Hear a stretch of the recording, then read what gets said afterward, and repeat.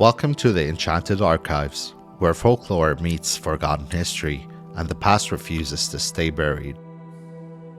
This is a space where ancient legends, eerie truths, and unexplained mysteries are brought back into the light, one tale at a time.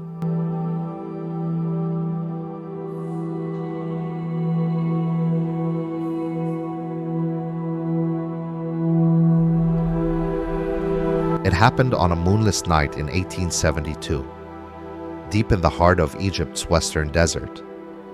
Layla, a mother of three, had barely closed her eyes when a sharp, high-pitched wail pierced the silence.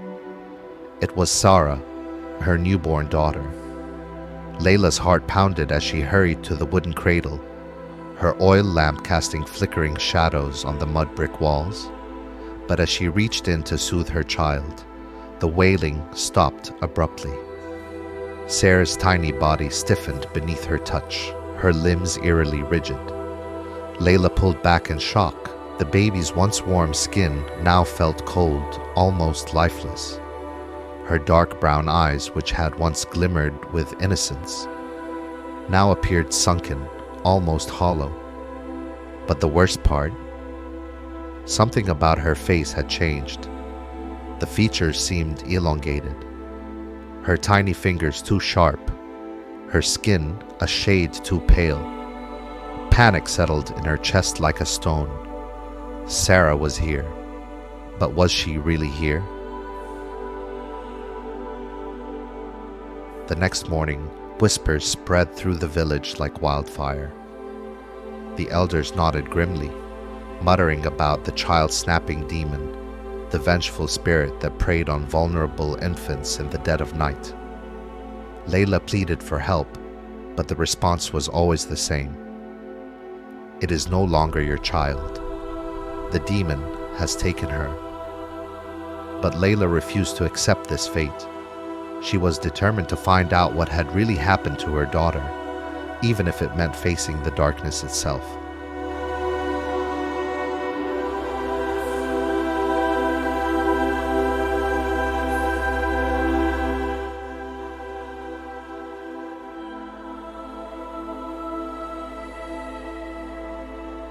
In Egyptian folklore, the child-snatching demon is no mere spirit.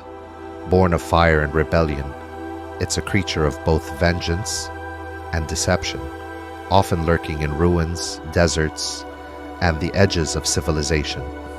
But in some of the oldest oral traditions, the demon doesn't just haunt buildings. It hunts families. Historical records, which spanned from 1250 to 1517, mention incidents eerily similar to Layla's. In 1643, Cairo was gripped by panic after a series of infants began to exhibit sudden, bizarre changes. One mother, Nora, recounted placing her healthy son to sleep one evening. By morning, he was quiet, too quiet. His cries had stopped, his eyes stared blankly, and his skin was unnaturally pale. Outside her doorstep, someone had poured a bowl of milk, a traditional offering believed to appease spirits. Milk and honey, symbols of nourishment and life, were often left to deter malevolent entities like the child-snatching demon. To spill such offerings was considered an omen. The demon had come and taken what it wanted. In the rural provinces, families would perform unsettling rituals to test whether a child had been swapped. A common one involved burning frankincense under the cradle. If the infant writhed, shrieked, or vomited, it was declared a changeling. What happened next was even darker. Some villages abandoned the afflicted child in the desert, believing it would either draw the demon back to reclaim its own, or perish under the sun.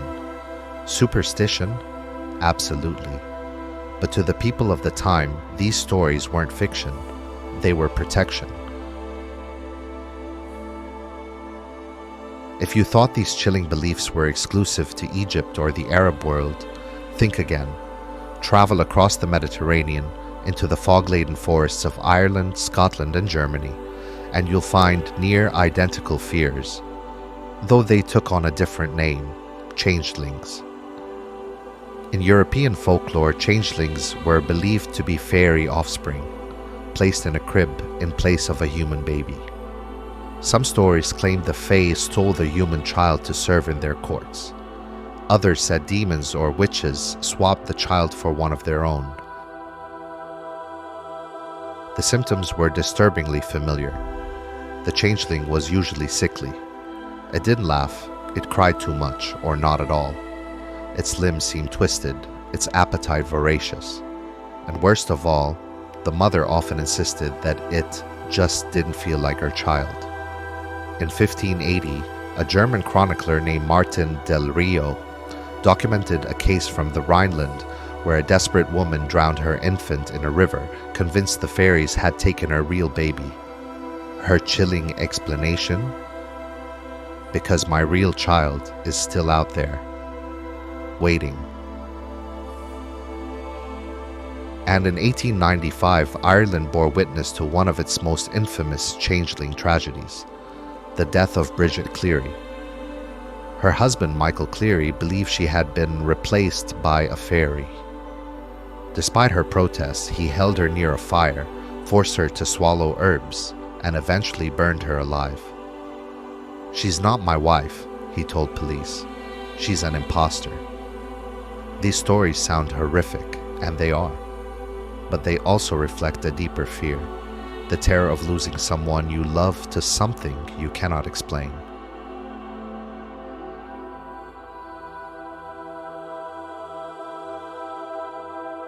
Of all the ancient beings feared across the Islamic world, none are as enigmatic or as feared as the jinn. Created from smokeless fire, the jinn are said to live parallel to humans, capable of influencing thoughts, twisting perceptions, and yes, stealing children. In the Arabian Peninsula, mothers were often warned never to leave their babies alone after sunset, not even for a moment. Shadows stretch longer at twilight, and in those shadows, the jinn move. A haunting account from 11th century Baghdad tells of a family who lived near the Tigris River. Their infant son, healthy and cheerful, began acting strangely after a neighbor offered him a sweetened date. He refused to eat anything after that except raw meat.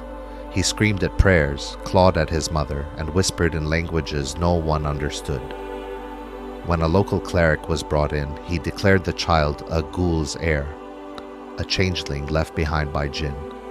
The family moved away soon after. The child was never seen again. Even now, in some remote villages in Syria, Yemen, and Oman, it is tradition to tie protective charms above the cradle. Recitations from the Quran are whispered over infants every night. Mirrors are covered. Shoes are not left by the door.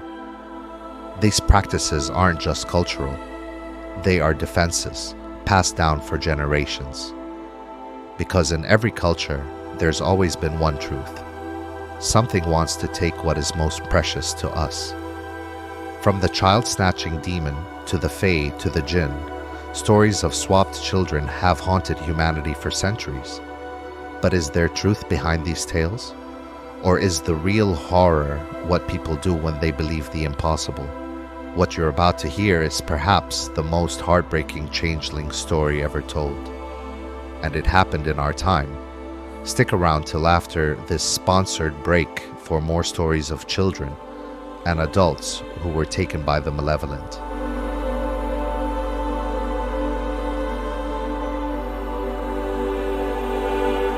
In 1996, a remote village near Marrakesh was shaken by a story that gripped local and international news. A young mother named Khadija claimed that her newborn son had changed overnight. He no longer responded to her voice. He refused to feed. His once dark hair had lightened. Even his cries sounded foreign. Doctors were called. They diagnosed Khadija with postpartum psychosis. But villagers had other ideas. They whispered of jinn, of stolen babies, of offerings not made. The child was taken by elders to undergo a ritual cleansing. When it didn't work, panic turned to paranoia. Khadija, refusing to let go of her son, was eventually restrained by neighbors. the baby was taken away and never returned to her. To this day, no one knows where he went. This isn't a medieval tragedy. It happened in our lifetime. And it begs the question, how much of the Changeling legend is folklore, and how much is fueled by fear, mental illness, and societal pressure? Modern science offers many explanations for what past generations could not understand. Neurological disorders like autism or cerebral palsy, genetic conditions like progeria or Down syndrome, even dietary intolerances that can cause sudden physical and behavioral changes. But stories persist. They persist in whispered warnings, in protective charms, in lullabies with lyrics that say, "Don't stray too far," or "Stay near the fire." Because deep down, we still feel losing control, losing connection, losing our children. And when medicine fails, or when society doesn't listen, people turn to myth. Not because they're foolish, but because they're desperate. From the windswept dunes of Egypt to the mossy woods of Ireland, changeling stories reveal something universal: the fear of sudden loss, of waking up and realizing that the person you love isn't quite the same. Are changelings real? Probably not. But the fear they represent is, and it continues to haunt us, not in fairy tales, but in real lives, real homes, and real tragedies. So the next time you hear a cry in the night, listen closely, because some cries aren't asking to be soothed, they're begging to be believed.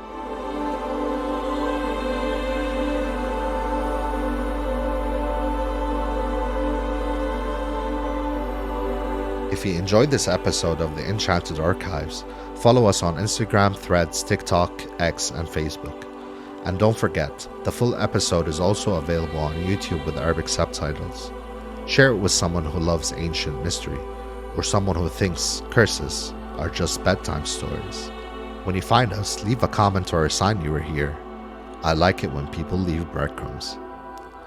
This episode of the Enchanted Archives was written, produced, and narrated by me, Ahmad Mansour, with research by Samar al-Murali. If you'd prefer to explore the archives without interruptions, you can subscribe to the Enchanted Archives on Apple Podcasts for an ad-free experience. It keeps the stories flowing and the silence intact.